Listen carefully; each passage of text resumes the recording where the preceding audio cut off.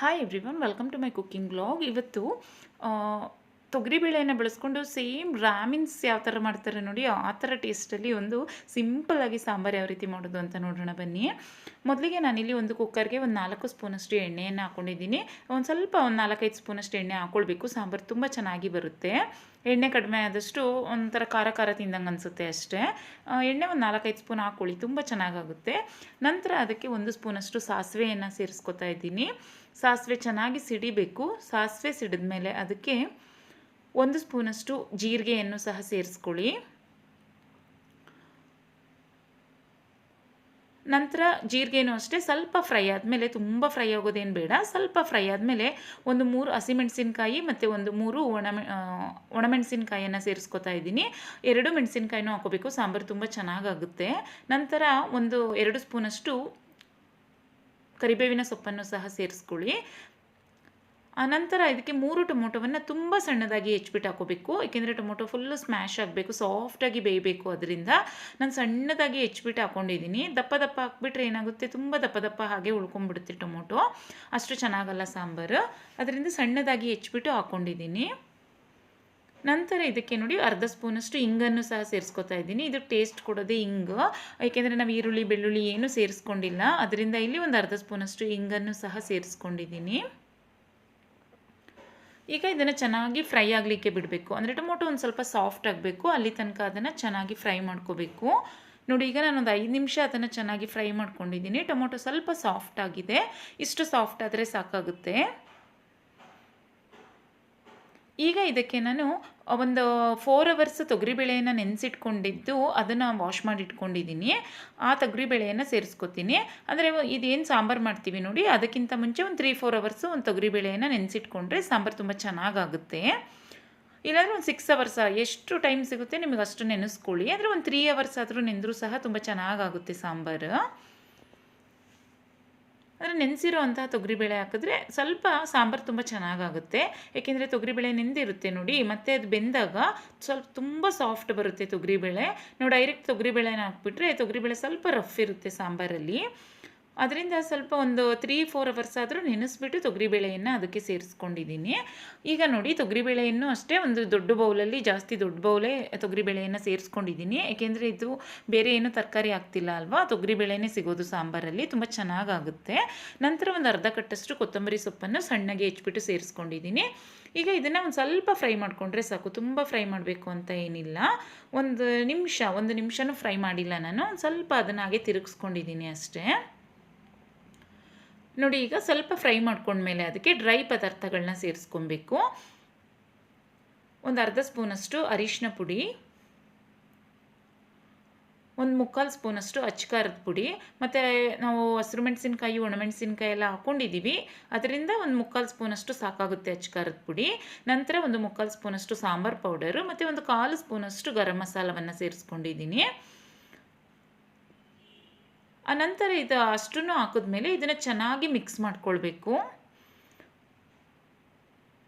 ಅಂದರೆ ನೀರು ಸೇರಿಸೋದಕ್ಕಿಂತ ಮುಂಚೆ 1 ನಿಮಿಷ ಅದನ್ನು ಚೆನ್ನಾಗಿ ಫ್ರೈ ಮಾಡ್ಕೊಳ್ಬೇಕು. ಅಂದರೆ ಏನು ಡ್ರೈ ಪದಾರ್ಥಗಳು ಹಾಕಿದ್ದೀವಿ ಅಲ್ವಾ, ಅದು ಒಂದು ಸ್ವಲ್ಪ ಫ್ರೈ ಆಗಬೇಕು ಅಷ್ಟೇ. ನೋಡಿ, ಈಗ ಚೆನ್ನಾಗಿ ಫ್ರೈ ಆಯಿತು. ಈಗ ಇದಕ್ಕೆ ನಮಗೆ ಸಾಂಬಾರು ಯಾವ ಹದದಲ್ಲಿ ಬೇಕಾಗುತ್ತೆ ನೋಡಿಕೊಂಡು, ಅಂದರೆ ನಾನು ದೊಡ್ಡ ಗ್ಲಾಸಲ್ಲಿ ಒಂದು 3 ಗ್ಲಾಸಷ್ಟು ಇಲ್ಲಿಗೆ ನೀರನ್ನು ಸೇರಿಸ್ಕೊಂಡಿದ್ದೀನಿ. ತುಂಬ ಕಡಿಮೆ ಸೇರಿಸ್ಕೊಂಡ್ಬಿಟ್ರೆ ಏನಾಗುತ್ತೆ, ತುಂಬ ಗಟ್ಟಿ ಬಂದುಬಿಡುತ್ತೆ. ಅಂದರೆ ತೊಗರಿಬೇಳೆ ಕೂಟ್ ಮಾಡ್ಕೋತೀವಿ ನೋಡಿ, ಆ ಥರ ಆಗಿಬಿಡುತ್ತೆ.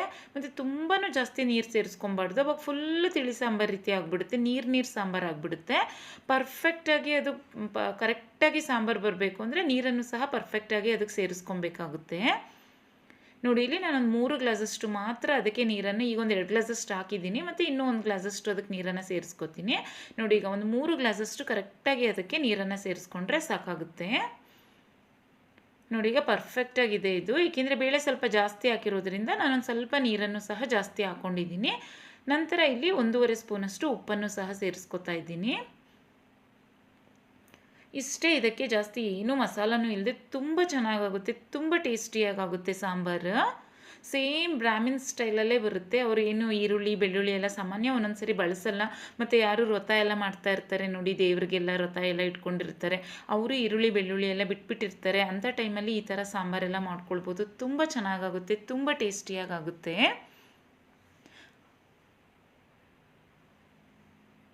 ನೋಡಿ ಇಷ್ಟು ಆದಮೇಲೆ ಉಪ್ಪಿಂದು ಟೇಸ್ಟ್ ನೋಡಿಕೊಂಡು ಅದನ್ನು ಮುಚ್ಚಿಬಿಟ್ಟು ನಾನಿಲ್ಲಿ ಒಂದು 5ರಿಂದ 6 ವಿಷಲ್ನ ಬರೆಸ್ಕೊಂಡಿದ್ದೀನಿ.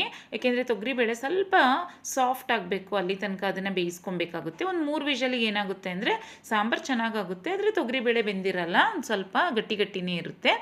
ಅದರಿಂದ ನಾನು ಒಂದು 5ರಿಂದ 6 ವಿಷಲ್ ಕೂಗಿಸ್ಕೊಂಡು ಪೂರ್ತಿ ತಣ್ಣಗಾಗಿದೆ ನೋಡಿ, ಆವಾಗ ನಾನಿಲ್ಲಿ ಕುಕ್ಕರ್ನ ತೆಗೆದಿದ್ದೀನಿ. ವಾವ್, ಸೂಪರಾಗಿದೆ ನೋಡಿ. ಇಷ್ಟು ಹದದಲ್ಲಿ ಬರಬೇಕು ಸಾಂಬಾರು, ತುಂಬ ಚೆನ್ನಾಗಾಗುತ್ತೆ. ತುಂಬ ಚೆನ್ನಾಗಾಗಿತ್ತು ಸಾಂಬಾರು. ನಾನು ರೈಸ್ಗಿಂತ ಸಾಂಬಾರೇ ಜಾಸ್ತಿ ತಿಂತೀನಿ ಈ ಥರ ಸಾಂಬಾರು ಮಾಡ್ಕೊಂಡಾಗ, ಅಷ್ಟು ಚೆನ್ನಾಗಾಗಿತ್ತು. ಪರ್ಫೆಕ್ಟ್ ತೊಗರಿಬೇಳೆ ಸಾಂಬಾರು ಅಂತಾರೆ ನೋಡಿ, ಆ ಥರ ಬರುತ್ತೆ. ಮತ್ತು ಹಿಂಗೆ ಹಾಕ್ಕೊಂಡಿರ್ತೀವಿ ನೋಡಿ, ತುಂಬ ಚೆನ್ನಾಗಿ ಬರುತ್ತೆ ಸಾಂಬಾರು. ತಿಳಿ ಸಾಂಬಾರಿಗಿಂತ ತುಂಬ ಚೆನ್ನಾಗಾಗುತ್ತೆ ಈ ಥರ ಮಾಡ್ಕೊಂಡಾಗ ಸಾಂಬಾರು. ಮತ್ತು ಯಾವ್ದಾದ್ರು ಫಂಕ್ಷನ್ಸ್ ಎಲ್ಲ ಮಾಡ್ತೀವಿ ನೋಡಿ, ಆ ಟೈಮಲ್ಲೂ ಸಹ ಈ ಥರ ಸಾಂಬಾರು ಮಾಡ್ಕೊಂಬಿಟ್ರೆ ಅಂತೂ ಸಾಂಬಾರೇ ಸಾಲಲ್ಲ, ಸಾಂಬಾರೆಲ್ಲ ಖಾಲಿಯಾಗಿಬಿಡುತ್ತೆ. ಅಷ್ಟು ಸಾಂಬಾರನ್ನ ತಿಂದ್ಬಿಡ್ತಾರೆ, ಅಷ್ಟು ಟೇಸ್ಟಿಯಾಗಿ ಬರುತ್ತೆ ಸಾಂಬಾರಿದು. ಮತ್ತು ಈ ಸಾಂಬಾರಿಗೆ ರೈಸ್ ತುಂಬ ಚೆನ್ನಾಗಾಗುತ್ತೆ, ಮುದ್ದೆ ಅಷ್ಟು ಚೆನ್ನಾಗಾಗಲ್ಲ. ಮತ್ತು ನಾನು ಇಂಥ ಸಾಂಬಾರೆಲ್ಲ ಮಾಡ್ಕೊಂಡಾಗ ಮುದ್ದೆ ಅಷ್ಟು ಮಾಡ್ಕೊಳ್ಳೋದಿಲ್ಲ, ರೈಸಿಗೆ ಮತ್ತು ತುಂಬ ಚೆನ್ನಾಗಾಗುತ್ತೆ. ಮತ್ತು ಇದಕ್ಕೆ ಸೈಡಿಗೆ ನೆಂಚ್ಕೊಳ್ಳಿಕ್ಕೆ ಏನಾದರೂ ಮಾಡ್ಕೊಳ್ಬೋದು, ಬಜ್ಜಿ ಮಾಡ್ಕೊಳ್ಬೋದು, ಪಕೋಡಗಳನ್ನ ಮಾಡ್ಕೊಳ್ಬೋದು. ನಾನಿಲ್ಲಿ ಹಪ್ಪಳ ಇತ್ತು, ಅದಕ್ಕೆ ಹಪ್ಪಳನ ಕರ್ಕೊಳ್ಳಿಕ್ಕೆ ಅಂತ ಒಂದು ಬಾಣಲಿಗೆ ಎಣ್ಣೆಯನ್ನು ಸಹ ಹಾಕೋತಾ ಇದ್ದೀನಿ. ಬರೀ ಸಾಂಬಾರು ಇತ್ತಲ್ವ, ಬರೀ ಸಾಂಬಾರು ಮತ್ತು ರೈಸ್ಗೆ ಉಪ್ಪಿನಕಾಯಿ ಸಹ ಹಾಕ್ಕೊಳ್ಬೋದು. ಉಪ್ಪಿನಕಾಯಿ ಜೊತೆಗೆ ಒಂದೆರಡು ಹಪ್ಪಳ ಹಾಕ್ಕೊಂಡ್ರು ಸಹ ತುಂಬ ಚೆನ್ನಾಗಾಗುತ್ತೆ. ಹಪ್ಳನೂ ಅಷ್ಟೇ, ಯಾವುದೇ ಹಪ್ಪಳ ಆದರೂ ಸಹ ಚೆನ್ನಾಗಾಗುತ್ತೆ. ನಾನಿಲ್ಲಿ ಉದ್ದಿನಬೇಳೆ ಹಪ್ಪಳ ಇತ್ತು, ಅದಕ್ಕೆ ಉದ್ದಿನಬೇಳೆ ಹಪ್ಪಳನೇ ಫ್ರೈ ಮಾಡ್ಕೋತಾ ಇದ್ದೀನಿ. ಅಕ್ಕಿ ಹಪ್ಪಳ ಬರುತ್ತೆ ನೋಡಿ, ಇಲ್ಲಾಂದರೆ ಅಕ್ಕಿ ಸಂಡಿಗೆ ಇರುತ್ತೆ ನೋಡಿ, ಅದು ಸಹ ತುಂಬ ಚೆನ್ನಾಗಾಗುತ್ತೆ. ಇಲ್ಲಾಂದರೆ ಸೈಡ್ಗೆ ಚಿಪ್ಸ್ ಸಹ ಇದ್ರೂ ಸಹ ಯೂಸ್ ಮಾಡ್ಕೊಬೋದು, ಅದು ಸಹ ತುಂಬ ಚೆನ್ನಾಗಾಗುತ್ತೆ. ಯಾವುದೇ ಒಂದು ಕರ್ದಿರೋ ಐಟಮ್, ಒಂದು ಹಪ್ಪಳ ಇರ್ಬೋದು, ಇಲ್ಲಾಂದರೆ ಬಜ್ಜಿ ಪಕೋಡಗಳಿರ್ಬೋದು, ಇಲ್ಲಾಂದರೆ ವಡೆ ಇರ್ಬೋದು, ಅಂಥದ್ದೆಲ್ಲ ತುಂಬ ಚೆನ್ನಾಗಾಗುತ್ತೆ ಈ ಥರ ಸಾಂಬಾರು ಮಾಡ್ಕೊಂಡಾಗ ತಿನ್ನಲಿಕ್ಕೆ. ನನಗೆ ಹಪ್ಳದ ಜೊತೆ ತುಂಬ ಇಷ್ಟ ಆಗುತ್ತೆ, ಅದರಿಂದ ಈ ಥರ ಸಾಂಬಾರೆಲ್ಲ ಮಾಡ್ಕೊಂಡಾಗ ಜಾಸ್ತಿ ಹಪ್ಳನ ಮಾಡ್ಕೊಳ್ತೀವಿ. ನೀವು ಅಷ್ಟೇ ಟ್ರೈ ಮಾಡಿ. ಅದರಲ್ಲಿ ಉದ್ದಿನಬೇಳೆ ಹಪ್ಪಳ ಇದೆ ನೋಡಿ, ಆ ಸಾಂಬಾರು ಜೊತೆಗೆ ಉದ್ದಿನಬೇಳೆ ಹಪ್ಪಳನೂ ಸಹ ತೊಗೊಂಡು ತಿಂತಾಯಿದ್ರೆ ಟೇಸ್ಟೇ ತುಂಬ ಚೆನ್ನಾಗಾಗುತ್ತೆ. ಉದ್ದಿನಬೇಳೆ ಸ್ಮೆಲ್ಲೇ ಒಂಥರ ಇರುತ್ತಲ್ವ ಹಪ್ಪಳದ್ದು, ತುಂಬ ಚೆನ್ನಾಗಿ ಅನಿಸುತ್ತೆ. ಅಕ್ಕಿ ಹಪ್ಪಳದಕ್ಕಿಂತ ಉದ್ದಿನಬೇಳೆ ಹಪ್ಪಳ ತುಂಬ ಚೆನ್ನಾಗಾಗುತ್ತೆ ಈ ಸಾಂಬಾರು ಜೊತೆಗೆ. ನೋಡಿ, ರೈಸ್ ಜೊತೆಗೆ ಬಡಿಸ್ಬಿಟ್ಟು ತೋರಿಸ್ತೀನಿ. ತುಂಬ ಸಿಂಪಲ್ಲಾಗಿ ಮಾಡಿಕೊಂಡ್ರು ಸಹ ತುಂಬ ಟೇಸ್ಟಿಯಾಗಿತ್ತು.